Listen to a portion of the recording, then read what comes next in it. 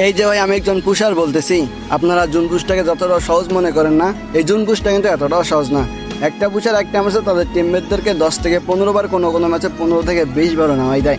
এরকম করে 10টা ম্যাচ ভালো খেলে যদি একটা ম্যাচ খারাপ করলে, তাহলে এইটার জন্য এই পুষারকে গালি দেওয়া হয়। কিন্তু এই 10টা ম্যাচ যে ভালো খেললো ওইটার কথা কেউ বলে না। হ্যাঁ ভাই, এটাই একজন পুষার।